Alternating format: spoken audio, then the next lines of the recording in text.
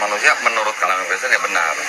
Tetapi kalau kita lihat nih teksnya, memang di dalam Bible, saya lupa ayatnya, Yesus pernah mengatakan ya bahwa anak manusia mati untuk dosa banyak manusia, bukan semua manusia loh. Kalau kita lihat lagi di ayat lain, Yesus mengatakan bahwa dia diutus hanya untuk Bani Israel, bukan untuk semua manusia kan? Bahkan dia melarang murid-muridnya untuk pergi ke negeri Samaria kan? Tahu-tahu di belakangnya setelah Yesus disalib, setelah Yesus mati dan bangkit, timbul pemahaman baru bahwa ternyata Yesus untuk semua manusia gitu. Ini kan berarti kan ada semacam kontradiksi kan ya.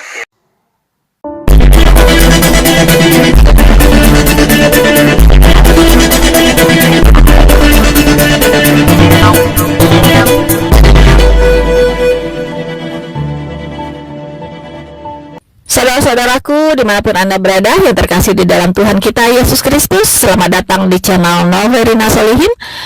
Sekiranya channel ini bisa memberkati Anda semua dengan video-video edukasi, apologetika, dan penginjilan yang ditujukan untuk membangun iman kita sebagai orang-orang percaya dan juga memberikan pengetahuan Alkitabiah tentang firman Tuhan yang boleh kita pakai untuk mempertanggungjawabkan iman kita kepada setiap orang yang memintanya, seperti yang diperintahkan oleh Alkitab.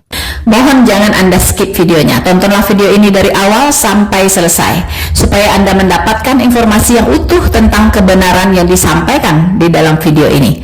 Teman-teman, Anda boleh memberkati channel ini dengan cara like, subscribe, dan Anda share link dari video ini ke semua orang yang Anda anggap harus juga mendengarkan kebenaran firman Tuhan ini. Dan mereka boleh terberkati, mereka boleh mengenal kebenaran, dan mereka boleh bertobat menerima Yesus Kristus sebagai Tuhan dan Juru Selamat mereka. Ya, jangan skip videonya.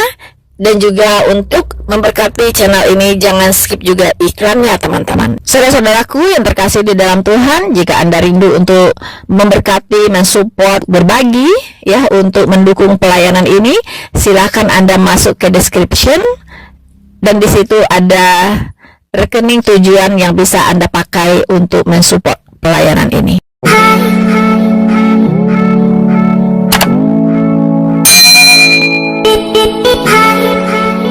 Teman-teman, kali ini saya akan sharing menanggapi yaitu tentang satu video dari biasa ya, yaitu dari Ustadz Mu'alaf yang bernama Dondi Tan ya. Nah, video ini harus saya komentarin. Mengapa teman-teman? Karena ini menyangkut dasar iman kekristenan teman-teman ya. Jadi ini ada dialog ya yang terjadi antara Donditan dan temannya Ustadz juga, tapi saya tidak tahu Ustadz apa ya. Dan mereka membahas tentang apakah benar Yesus itu menebus manusia, begitu kan?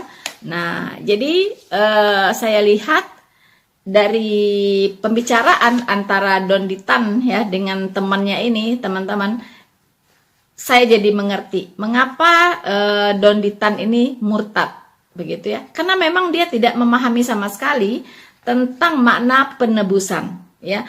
Dia tidak memahami sama sekali tentang karya Allah melalui penebusan, begitu, ya, teman-teman. Nah, untuk tidak berlama-lama, kita akan saksikan dulu apa yang dikatakan oleh Dondi Tan berikut ini. Yesus menebus dosa manusia menurut kalangan Kristen ya benar. Tetapi kalau kita lihat nih teksnya, memang di dalam Bible, saya lupa ayatnya, Yesus pernah mengatakan ya bahwa anak manusia mati untuk dosa banyak manusia, bukan semua manusia loh. Kalau kita lihat lagi di ayat lain, Yesus mengatakan bahwa dia diutus hanya untuk Bani Israel, bukan untuk semua manusia kan? Bahkan dia melarang murid-muridnya untuk pergi ke negeri Samaria kan? tahu-tahu di belakangnya setelah Yesus disalib, setelah Yesus mati dan bangkit, timbul pemahaman baru bahwa ternyata Yesus untuk semua manusia gitu. Ini kan berarti kan ada semacam kontradiksi kan ya.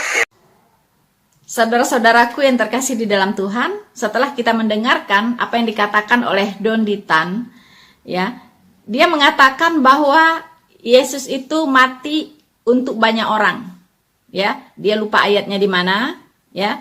Tapi saya akan kasih tahu, misalnya di Matius 26 ayat 28. Ini Tuhan Yesus sendiri yang mengatakan, sebab inilah darahku, darah perjanjian yang ditumpahkan bagi banyak orang untuk pengampunan dosa. Ya, jadi di sini dikatakan untuk banyak orang. Ya, menurut Don Ditan itu bukan untuk semua orang, tetapi untuk banyak orang. Nah, artinya dia hanya membaca ayat Alkitab, comot-comot satu-satu, ya kan? Dicomot, akhirnya dimaknai sendiri, dan akhirnya begitulah pemahamannya. Jadi keliru, teman-teman. Nah, Tuhan Yesus dikatakan, ya, mati untuk banyak orang. Ya, darahku tertumpah adalah darah perjanjian, ya, ditumpahkan bagi banyak orang untuk penebusan dosa. Nah, lalu di nas lain itu dikatakan juga bagi semua orang, ya, bagi semua orang. Contohnya 1 Yohanes 2 ayat 2. Dan ia adalah pendamaian untuk segala dosa kita. Dan bukan untuk dosa kita saja, tetapi juga untuk dosa seluruh dunia. Ya, kalau dosa seluruh dunia itu berarti dosa semua manusia. Bukan hanya banyak orang, tapi semua orang. Ya kan? Seluruh manusia. Lalu pertanyaannya, apakah ini bertentangan? No, ya. Ini sama sekali tidak bertentangan. Mengapa? Betul, Tuhan Yesus menebus dosa seisi dunia, yaitu seluruh manusia. Tetapi, siapa yang ditebus? Siapa yang beroleh keselamatan? Yaitu mereka yang mau percaya dan bisa menerima dia, dan mau menerima dia sebagai penebus dan juru selamat pribadinya. Nah, artinya keselamatan diberikan kepada semua orang. Tetapi untuk mendapatkan keselamatan itu, orang tersebut butuh untuk merespon, untuk menanggapi, untuk menyambut keselamatan yang disiapkan oleh Tuhan tersebut. Jadi itulah kehendak bebas manusia. Manusia diberikan oleh Allah kehendak bebas. Dia bisa memilih, dia mau menerima keselamatan tersebut atau menolaknya. Setiap orang bebas untuk memilih. Cuman tentunya ada konsekuensi logisnya. Kalau dia menolak, orang itu sudah berada di dalam hukuman. Kalau dia menerima, orang itu sudah berada dalam keselamatan. Tinggal dipilih. Mau selamat atau mau dihukum. Nah, tinggal Anda mau percaya atau Anda mau menolak. Bebas, silahkan dipilih. Begitu, ya. Nah, jadi Yesus Kristus mati sebagai penebus untuk banyak orang tidak bertentangan. Ya, ketika dikatakan di nas lain bahwa ia adalah pendamaian untuk segala dosa kita, dan bukan untuk dosa kita saja, melainkan juga untuk dosa seluruh dunia. Ya, jadi dosanya si ustadz-ustadz itu juga, ya, dosanya Saddam Hussein juga, ya, dosanya Ahmad Didat juga, dosanya Ibu Teresia juga, ya, dosanya semua orang, ya kan? Tetapi Pertanyaannya, apakah dia merespon keselamatan tersebut? Belum tentu. Ya, kalau yang saya sebutkan tadi jelas tidak merespon, ya, karena mereka tidak mati di dalam Tuhan. Ya, teman-teman. Jadi tidak bertentangan. Mengapa tidak bertentangan? Mati untuk semua orang. Tebusan untuk semua orang, ya. Tetapi khusus bagi mereka yang mau menerima dia sebagai penebus dan juru selamat. Saudara-saudaraku yang terkasih di dalam Tuhan, tadi Donditan juga mengatakan, ya, bahwa Yesus Kristus itu datang hanya untuk Bani Israel, ya, hanya datang untuk Bani Israel, bukan untuk semua orang, ya. Nah, teman-teman, Donditan itu lupa, dia lupa bahwa pada awalnya Allah memakai bangsa Israel sebagai tiang penopang dan dasar kebenaran. Ya, bangsa Israel sudah ditetapkan untuk menjadi imam di muka bumi, ya, sebagai tiang penopang dan dasar kebenaran. Untuk itulah bangsa Israel dibentuk sedemikian rupa, dijaga sedemikian rupa kemurnian imannya, karena bangsa Israel ini sedang dipersiapkan untuk dipakai oleh Allah sebagai imam di muka bumi. Artinya, apakah dengan datangnya Tuhan Yesus, ya, Yesus Kristus untuk bangsa Israel, lalu bangsa-bangsa lain tidak bisa diselamatkan? Bukan begitu, Donditan. Ya, bukan begitu. Justru jika saat itu bangsa Israel menerima Yesus Kristus sebagai Tuhan dan Juru Selamatnya, menerima Yesus Kristus sebagai Mesiasnya, maka saat itu bangsa-bangsa lain berkiblat kepada Israel. Ya, bangsa-bangsa lain mengenal Allah, mengenal kebenaran, ya, mengenal penebus dan juru selamat itu dari bangsa Israel. Ya, bangsa Israel inilah yang akan menyebarkan Injil kepada seluruh dunia ini. Jadi bukan berarti dia datang kepada bangsa Israel lalu bangsa lain tidak diselamatkan. Bukan begitu. Ya, bukan begitu. Maksudnya melalui bangsa Israel lah orang bisa mengenal Allah. Melalui pemberitaan dari bangsa Israel lah orang bisa diselamatkan. Begitu, ya. Jadi jangan salah mengerti, ya, Donditan. Nah, berhubung karena bangsa Israel menolak Yesus Kristus, apakah keselamatan untuk bangsa-bangsa lain juga gagal? No. Ya. Karena bangsa Israel menolak Yesus Kristus sebagai juru selamat dan penebusnya dan sebagai Mesiasnya, Tuhan Yesus menunjuk Rasul Paulus sebagai mentor, ya, untuk membawa kabar baik, membawa Injil kepada bangsa-bangsa lain. Jadi, rencana Tuhan tidak pernah gagal untuk menyelamatkan seluruh umat manusia. Ya, Tuhan mau seluruh umat manusia ini selamat.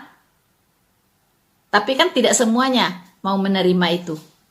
Ya, tidak semuanya mau menerima kasih anugerah Tuhan. Banyak orang yang membangun kebenaran sendiri, kemudian dia merasa dengan kebenaran itu dia bisa diselamatkan. Ya, jadi tidak salah ada firman yang mengatakan banyak jalan disangka orang lurus, tetapi ujungnya menuju maut. Teman-teman, tidak ada keselamatan di luar Kristus. Hanya iman kepada Yesus Kristuslah yang bisa menyelamatkan sebagai satu-satunya jalan dan kebenaran dan hidup.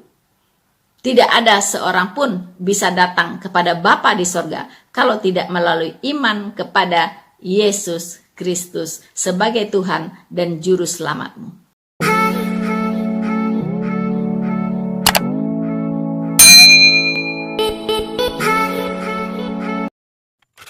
Kepada siapakah Tuhan Yesus diutus? Apakah kepada bangsa Israel saja atau untuk seluruh umat manusia? Saksikan penjelasan Alkitabiah berikut ini.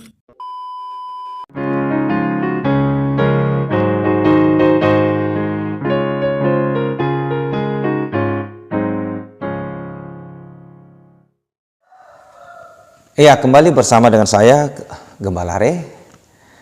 Saat ini saya ingin menjelaskan atau mengkonter pendapat teolog muslim atau teman-teman muslim yang mengatakan bahwa Yesus diutus hanya kepada domba-domba yang hilang dari umat Israel. Ya, jadi mereka ingin mengkelompokkan atau membuat bagian bahwa Yesus itu datang hanya untuk bangsa Israel dan Muhammad itu adalah untuk seluruh umat manusia. Apakah benar seperti itu? Ya. Jadi saudara, mari kita lihat dalam Matius pasal 15 ya, ayat 21 hingga ayat yang ke-28. Narasinya seperti demikian. Perempuan Kanaan yang percaya. Lalu Yesus pergi dari situ dan menyingkir ke daerah Tirus dan Sidon. Maka datanglah seorang perempuan Kanaan dari daerah itu dan berseru, "Kasihanilah aku ya Tuhan, anak Daud, karena anakku perempuan kerasukan setan dan sangat menderita." Tetapi sama sekali tidak menjawabnya. Lalu murid-muridnya datang dan minta kepadanya, "Suruhlah ia pergi, ia mengikuti kita," dengan berteriak-teriak. Jawab Yesus, "Aku diutus hanya kepada domba-domba yang hilang dari umat Israel." Tetapi perempuan itu mendekat dan menyembah Dia sambil berkata, "Tuhan, tolonglah aku." Tapi Yesus menjawab, "Tidak patut mengambil roti yang disediakan bagi anak-anak dan melemparkannya kepada anjing." Kata perempuan itu, "Benar Tuhan." Namun anjing itu makan remah-remah yang jatuh dari meja tuannya. Maka Yesus menjawab dan berkata kepadanya, "Hai ibu, besar imanmu, maka jadilah kepadamu seperti yang kau kehendaki." Dan seketika itu juga anaknya sembuh. Saudara-saudara, ini adalah sebuah kisah yang menarik begitu ya, di mana ada begitu yang salah kaprah begitu. Secara khusus teman-teman muslim, para teolog muslim yang mengatakan bahwa Yesus itu datang hanya untuk bangsa Israel dan bukan untuk seluruh umat manusia. Ini sebuah kesimpulan yang sangat menyesatkan. Mengapa saudara? Nah, mereka tidak mengerti Alkitab ya, mereka tidak mengerti Alkitab. Nah, sebetulnya Yesus datang ke dalam dunia itu untuk menggenapi dua hal penting sebetulnya. Yang pertama janji kepada Adam, yang kedua janji kepada Daud. Janji kepada Adam adalah bahwa ketika Adam jatuh dalam dosa, ia akan mengutus juru selamat yang akan mati menggantikan manusia dihukumkan di neraka. Seluruh umat manusia di muka bumi ini adalah anak daripada Adam dan Hawa. Tidak ada dari hasil evolusi. Ya, evolusi itu adalah kebohongan gitu ya. Dongeng ya, dongeng nenek tua. Ya, hanya orang bodoh dan dungu saja yang mau percaya dengan manusia itu berasal dari monyet begitu ya. Sampai detik ini monyet tetap monyet dan tidak pernah menjadi manusia. Dan tidak ada satu fosil pun yang mendukung teori evolusi yang manusia berasal dari simpanse. Ya. Jadi kalau ada orang percaya bahwa manusia berasal dari monyet, silakan Anda panggil dia anak monyet. Ya, dan orang yang meyakini teori tersebut jangan tersinggung ketika Anda dipanggil monyet begitu ya. Karena memang Anda meyakini Anda dari monyet. Nah, tetapi kalau kami yang percaya Tuhan menciptakan kami seturut gambar dan rupanya, maka kami tidak akan marah ketika kami dipanggil anak Tuhan. Sebab itu posisi yang sangat mulia. Tapi jangan kamu panggil kami ini anak monyet begitu ya, karena kami tidak percayakan hal itu. Ya, jadi kita kembali lagi tadi bahwa kedatangan Sang Juru Selamat ke dalam dunia atau Yesus Kristus adalah untuk menggenapi dua hal yang saya katakan tadi, menggenapi janji kepada Adam, menggenapi janji kepada Daud. Penggenapan janji kepada Adam adalah untuk menggantikan manusia dihukumkan di neraka. Sang Juru Selamat itu yang digambarkan sebagai domba korban di dalam perjanjian lama, yang selalu dilakukan, yang selalu dipersembahkan, sesungguhnya itu adalah gambaran pengorbanan Juru Selamat yang akan datang. Itulah sebabnya ketika Juru Selamat datang, maka penyembelihan hewan korban itu tidak lagi dituntut atau dia tiadakan. Justru orang yang masih melakukan penyembelihan hewan korban itu adalah sebuah kesalahan fatal. itu sama artinya dia masih menunggu juru selamat yang akan mengorbankan dirinya. Itu keliru besar gitu ya. Nah, kalau kita baca Perjanjian Baru, tidak ada lagi instruksi Tuhan untuk mempersembahkan hewan korban. Ya, yang dilakukan adalah pembaptisan dan perjamuan Tuhan. Nah, yang berikutnya adalah menggenapi janji kepada Daud, di mana Tuhan berjanji bahwa keturunanmu akan menduduki kerajaanmu dan kerajaan itu akan kekal. Kita tahu Salomo menjadi pengganti Daud yang saat itu memiliki masa kejayaan luar biasa, tetapi tidak bersifat kekal. Hari ini tidak ada begitu ya. Nah, jelas itu bukan keturunan secara daging, ya, bukan keturunan secara daging. Secara biologis bukan, tetapi keturunan di mana nanti sang juru selamat itu, raja yang dari segala raja itu akan lahir dari atau keluar dari rahim putri raja. Maria itu adalah putri Raja Daud dari keturunannya, yaitu dari Nathan. Sementara Yusuf itu adalah putra daripada atau keturunan raja dari Rehabeam atau Salomo. Ya, nah itu dia saudara ya. Nah jadi sebenarnya pada saat itu, kalau kita baca Matius pasal 15 ini, di mana Tuhan masih menawarkan kepada bangsa Israel untuk percaya kepadanya supaya janji yang disampaikan kepada Daud itu digenapi. Janji apa? Mendirikan kerajaan damai sejahtera, mendirikan kerajaan 1000 tahun, kerajaan kerajaan damai sejahtera itu, atau kerajaan Shalom kata mereka begitu ya. Makanya kalau kita baca misalnya dalam Kisah Para Rasul pasal yang pertama ayat yang ke-6 ya, Kisah Para Rasul pasal yang pertama ayat ke-6 ayat 6 dan 7 ya. Dikatakan begini, maka bertanyalah mereka yang berkumpul di situ, Tuhan, maukah engkau pada masa ini memulihkan kerajaan bagi Israel? Jawabnya, engkau tidak perlu mengetahui masa dan waktu yang ditetapkan Bapa sendiri menurut kuasanya. Tuhan tidak membatalkan pendirian kerajaan itu, tetapi menunda. Kenapa ditunda? Karena bangsa Israel yang akan menerima janji itu menolak Mesias, raja mereka. Jadi konteks Matius pasal 15, ketika Tuhan Yesus berkata bahwa aku diutus hanya kepada domba-domba yang hilang dari umat Israel, adalah dalam rangka untuk menggenapi janjinya kepada Daud bahwa jikalau mereka percaya bahwa dia adalah Mesias itu, maka pendirian kerajaan Daud atau kerajaan mesianik itu segera berlangsung. Ya. Jadi kalau bangsa Israel menerima Mesias yaitu juru selamat itu sebagai Tuhan dan juru selamat mereka pada saat itu, maka mereka akan mengukuhkan dia sebagai raja. Tentu sikap itu akan dianggap sebagai bentuk pemberontakan oleh kekaisaran Romawi. Sebab Israel pada saat itu adalah wilayah kekuasaan daripada Romawi. Kalau bangsa Israel menerima Yesus itu sebagai Mesias, itu raja yang mereka nanti-nantikan, maka tindakan itu akan dianggap sebagai bentuk pemberontakan atau pengkudetaan terhadap kekaisaran Roma. Dan sang juru selamat itu tetap akan mengalami kematian, iya pasti, karena dia harus menggenapi janji kepada Adam, yaitu dia harus mengorbankan dirinya untuk mati menggantikan seluruh umat manusia dihukum ke neraka. Tentu pengaplikasian daripada seluruh itu adalah mereka yang menerima. Ya, jadi dosa seseorang itu akan diampuni kalau orang itu beriman. Ya, kita tahu bahwa Adam, Nuh, Abraham, Musa, mereka akan masuk surga kalau mereka beriman kepada Sang Juru Selamat yang akan datang. Jadi karena mereka sudah meninggal, maka Tuhan menyimpan mereka sementara waktu di Seol, di tempat penampungan sementara sampai Juru Selamat datang menggantikan mereka dihukum di neraka. Itulah sebabnya kalau kita baca dalam Matius pasal yang ke-27 ayat 51 dan 52, ketika Yesus Kristus Sang Juru Selamat itu menghembuskan napas terakhirnya atau menyerahkan nyawanya, mencurahkan darahnya ke tanah, maka pada saat itulah orang-orang perjanjian lama tertebus dan roh-roh mereka bangkit dari kubur dan masuk ke kota kudus. Ya, jadi boleh Anda baca di dalam Matius pasal 27 ayat 51 sampai 52. Jadi saudara-saudara, ini adalah sesuatu hal yang sangat sederhana untuk kita pahami. Ya, Tuhan Yesus mengatakan begitu karena ingin memberikan kesempatan kepada bangsa Israel untuk menerima Dia sebagai Mesias mereka, dan kalau mereka terima maka kerajaan yang dijanjikan kepada Daud akan terwujud. Tetapi karena menolak, ya, karena bangsa itu menolak, maka Tuhan menundanya, ya, menolak dan ditunda kerajaan itu. Lalu estafet untuk menyampaikan kebenaran itu dipindah tugaskan kepada gereja. Ya, tugas bangsa Israel itu adalah untuk memberitakan kabar baik kepada dunia bahwa juru selamat akan datang dan lahir dari keturunan mereka. Tetapi karena ditolak, maka Tuhan dirikan institusi baru, yaitu gereja, untuk menggantikan mereka.